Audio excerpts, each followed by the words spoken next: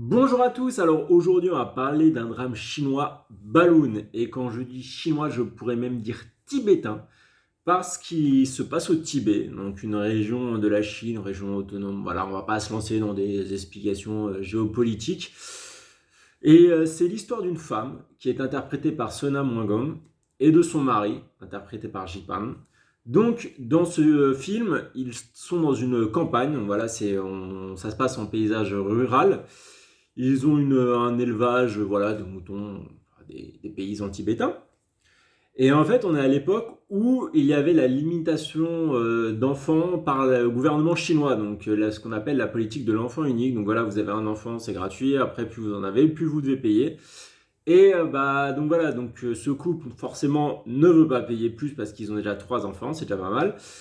Mais ils veulent continuer à avoir leur rapport intime parce que voilà, on est un couple et voilà. Donc la femme va se mettre à s'intéresser à la contraception, à utiliser des contraceptifs, ce qui n'est pas du tout dans la culture de cette région. Donc voilà, c'est le topo du film. Donc c'est un film qui a été réalisé par Pema Tseden. Donc c'est un réalisateur chinois mais d'origine tibétaine. Donc il a déjà fait plusieurs films en relation avec le Tibet, comme Jinpan, un conte tibétain par exemple, ou Targo, le berger tibétain. Et ce film, donc Balloon, il faut savoir qu'il a été présenté à la Mostra de Venise, qui est un festival assez renommé, et aussi au Toronto International Festival Film, enfin Film Festival, donc TIFF, pour être plus simple. Voilà, c'est un festival plus indépendant où il y a beaucoup de films qui sont présentés, mais voilà, pour se présenter, il faut quand même avoir un film de qualité. Bon alors, moi ce que j'en ai pensé, on va être dans le dur. C'est pas mal.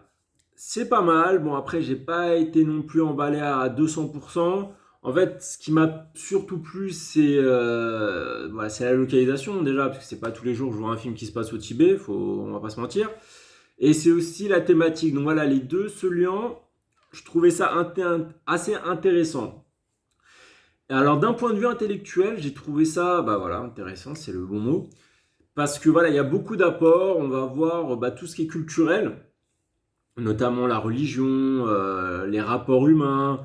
On va voir le travail dans la ruralité. Et en fait, tout ça, voilà, c'est un peu un panorama. Et j'ai trouvé ça super intéressant à regarder. De ce point de vue-là, j'étais vraiment, voilà, j'étais dedans. Et après, chaque sujet ne va pas non plus être très, très creusé. Mais ça reste instructif. Ça reste instructif.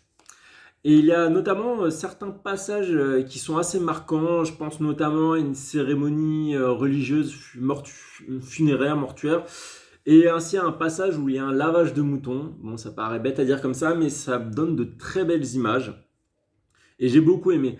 Après, le pendant de cela, j'ai trouvé que ça manquait un peu de chaleur. J'ai eu assez de mal à m'immerger. En fait, je regardais ça un peu comme si c'était un documentaire. Donc voilà, j'étais un peu éloigné. Et c'est dommage parce que j'ai pas réussi à ressentir le Tibet. Ça fait bête dit comme ça, mais j'espère que vous me comprenez.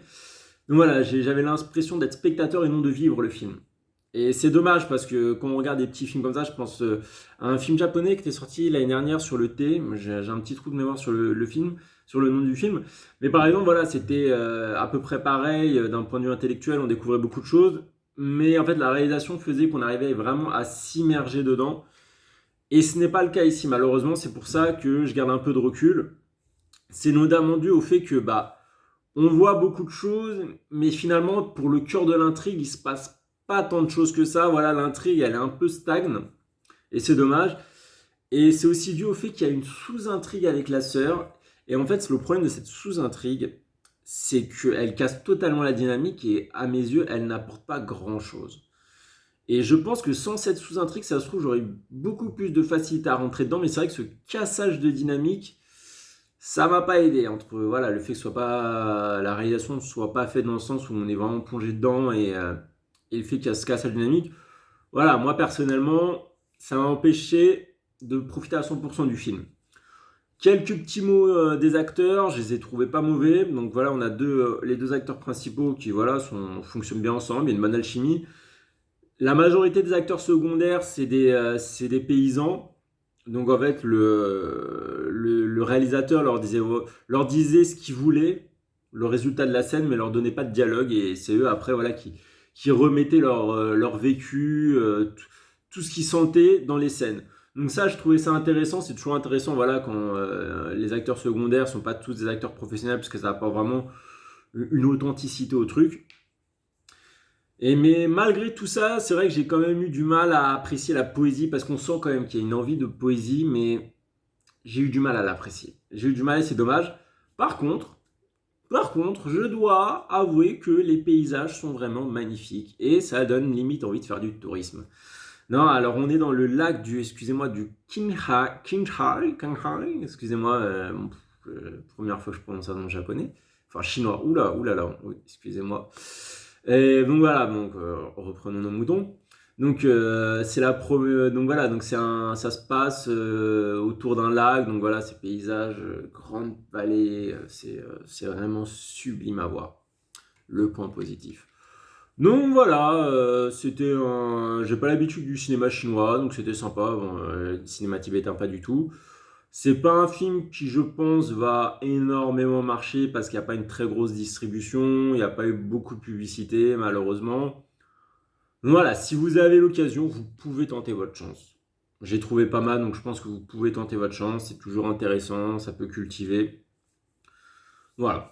Bon, sur ce, bah, je vous dis à demain pour une prochaine critique. On va bien voir ce que nous réserve l'avenir, hein. Ouais, salut!